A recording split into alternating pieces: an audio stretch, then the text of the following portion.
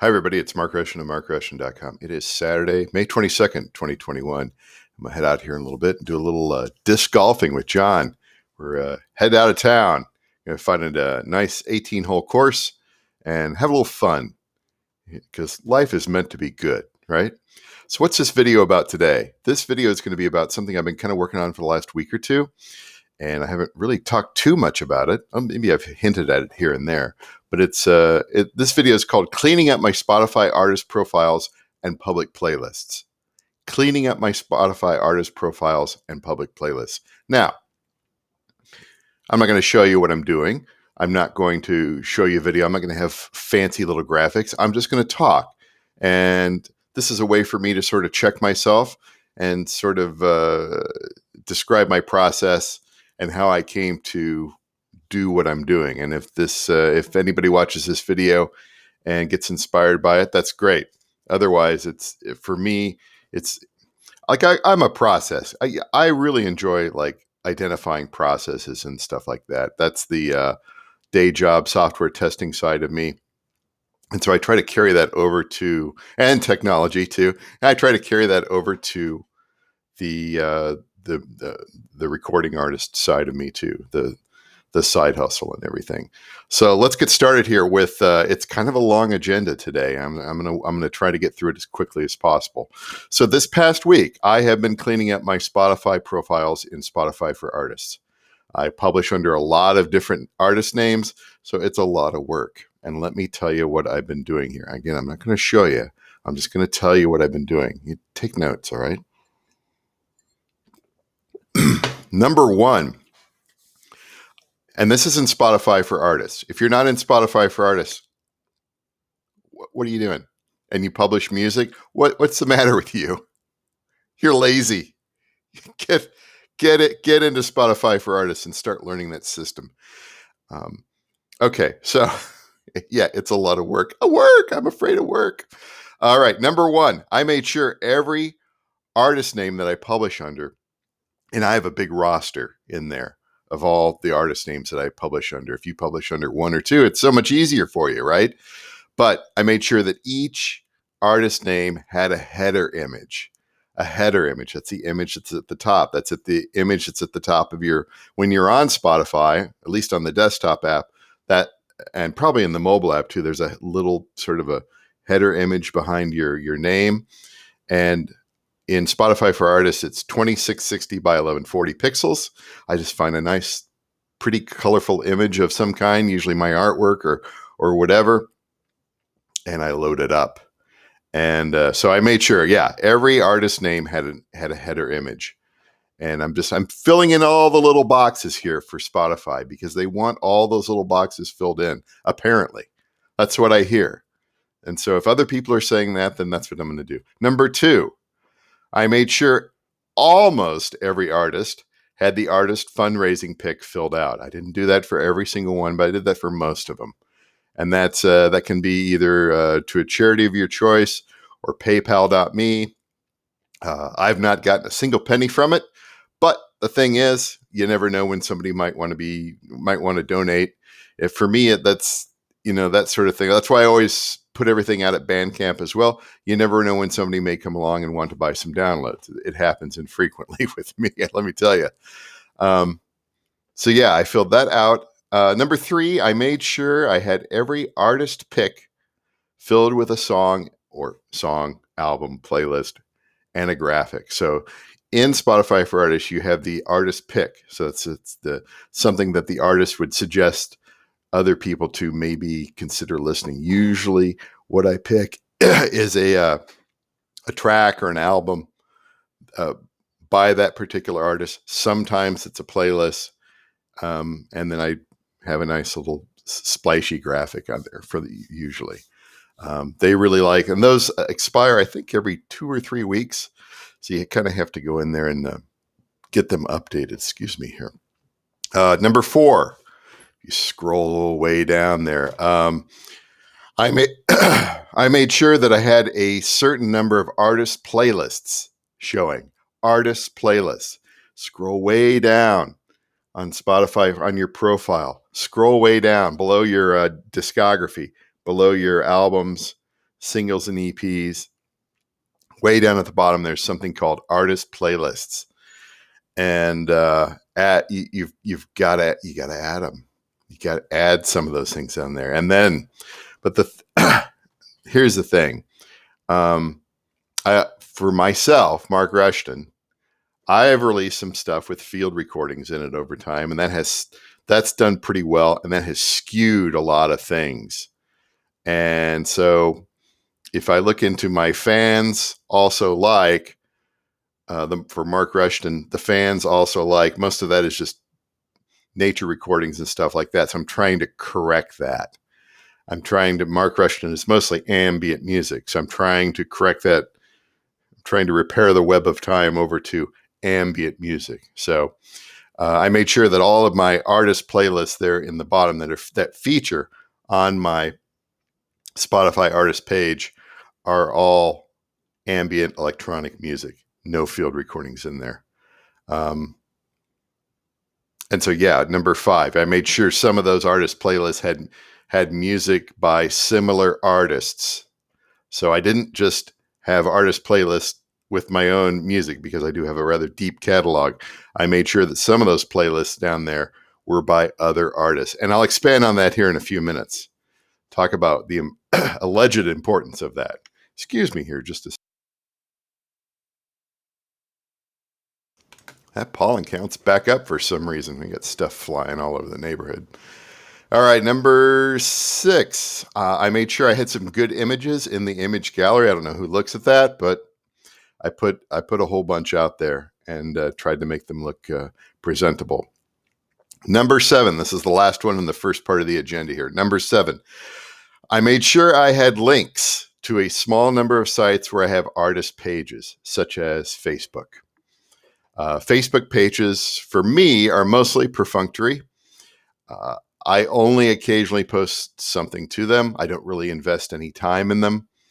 As far as I'm concerned, they are for capturing unknown strays within the Facebook ecosphere, right? So if you're on Facebook and you're looking for ambient music, you're looking for nature recordings, you're looking for beat-driven electronics, you're looking for avant-garde stuff, I have a presence out there. And things do get likes, and things do get looked at. And I do occasionally will occasionally, when there's a new release, I will post, either a playlist or a link to the album, link to the single out on Facebook. But otherwise, no other engagement. It's perfunctory. And of course, I don't buy any Facebook ads. Oh my God, no way. And then there's other ones in there too. There's Instagram, which only I'm on. None of the other artists that I publish under are on Instagram. I don't even know what the point of it is. Why would you have Instagram out there? The other ones that they offer are Twitter, which I was a long, long time ago and got the heck off there. I would never be on Twitter. Wikipedia. I'd never want to be on Wikipedia. Never. And then there's another thing out there called Sound Better, which is like a musician for hire type of thing. And I have no interest in that, right? Excuse me here. Okay, so the main reason for doing all this work here, as far as cleaning up my profile on Spotify, was that I had looked at my fans also like. You go out to Spotify in the app. There's a thing in there. There's a little section called fans also like. And again, most of those for Mark Rushton were all for sort of like field recording, nature recording acts. And I'm fairly certain that that's causing problems with me getting noticed for my music. So I want to correct that. This is what I'm trying to do. I'm trying to turn that ship. It's very hard to turn that ship, but I'm working on it, right? So here's what I'm doing to try to fix it, right? All right, here's what I'm trying to do on Spotify. The first thing is I'm identifying at least 25 different artists that I sound somewhat like. And I want to have at least some of those artists eventually in the fans also like.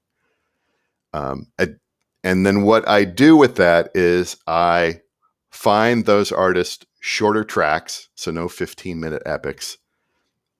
and I put those tracks into what I call a staging playlist.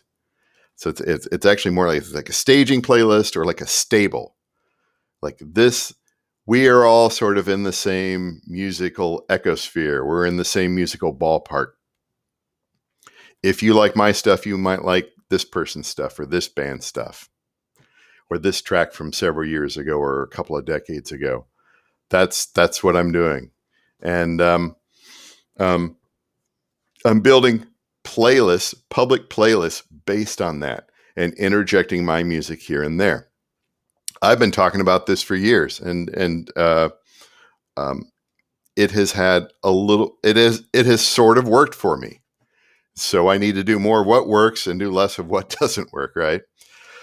So I've got all these tracks out there by all these different artists, and they're in staging playlists, and some of them are public, and some of them aren't. So the staging playlist is a master playlist for me to draw from when I want to create new playlists with my newer music, right? So I come out with a bunch of new tracks, and of course I want to be making new playlists all the time with different titles, with different descriptions, with different graphics. You just don't make one or two playlists and call it a day. You can't do that. You have to. The only way to get better at that craft is to do it on a regular. It has to be a habit. You have to do it on a regular basis. You know, a 1, 2, 10 playlists isn't enough. You make one every day. It's not that hard. You'll get into the groove, right? Well, I don't have time. I must watch the television. Okay, that's fine. You do what you need to do. So, what I also do is I group my curated public playlists so that they're all in one folder to be easily identifiable. And that way I can add my own new tracks to those old playlists occasionally to show Spotify that I'm making additions every now and then. So, one thing Spotify, I guess, does not like is that they don't want dead playlists out there. They want you to see you adding and removing things over a period of time, particularly if they're public. That way, there must be some sort of trigger in there as far as like, well, that's been edited in the last week or month or year or something like that, and has a certain number of followers and engagement, and so that just makes that process that much easier. When I come out with a new track, I can say I pull it down to all these different playlists and sort it and figure it out and everything like that. It doesn't become too difficult. I know this is work. I know it's hard. I know it's hard work. It's going to take you away from, I don't know, looking at Facebook. I know it's so hard. I don't know what I'm going to do. All my free time that I wasted before is now being spent on actually working on something amazing. Okay, so the result of making these sort of changes here, what I'm doing is I'm building multi-artist public playlists in specific genres. I have always been aware of this, but I am aware of like-minded artists. I want to be in their fans also like as well. I want to get added to other listeners' release radar and Discover Weekly, and maybe even Spotify Radio, maybe even other public playlists. This is how you build it. This will also clean up my fans also like, which is, I don't know how long it's going to take, but I'm working on it. And then also, by cleaning all this up, by building community, by getting additional listeners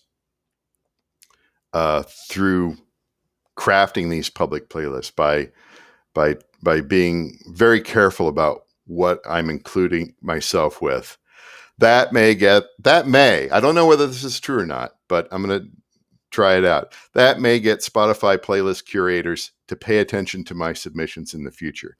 Like I've said in other videos, I have been at this for a couple of years now as far as pitching Spotify for Artists on my upcoming releases, and I have not gotten anything into a Spotify curated playlist so far. I know other artists who have, and so I'm That's kind of a goal for either 2021 or the next year. I would like to be able to submit a track, pitch, and get, in the last, I think it was the last video, I talked about pitching and how I'm saving my pitches, trying to refine them, looking at what the criteria that they want, their submission criteria. And so this all sort of works together. I know it's work. I know it's just, I just want to jam out and whatever. But if you want anybody to listen to your music, these are things that you have to do. I've seen it in small little bits here with my music. So like I said, I'm trying to do things that work, and I'm trying to not do things that don't work. So yeah, you're building your future, you're laying the groundwork, you're presenting yourself in a professional way, and I'm trying to make it look like I know what I'm doing, right? And it's all for the better. And these videos are just for me a way to talk about this. I may be wrong, I may be right. I don't know, but maybe I can look back on that and say, oh yeah, doing all that sort of stuff back in May 2021. And getting, I did little bits and chunks of it here and there, but trying to get the whole picture, trying to do everything together. And it may not necessarily be one thing, but maybe a collection of small things that, maybe led to me getting into a Spotify curated playlist, or getting more into Spotify radio, or maybe getting into additional public playlists. You have no idea what that is, but these are the things that I'm trying to do. So anyway, that's it for today. Heading out here in a little bit, and it's Saturday, May 22nd, 2021. I'm Mark Rushton of markrushton.com, and we'll talk to you later.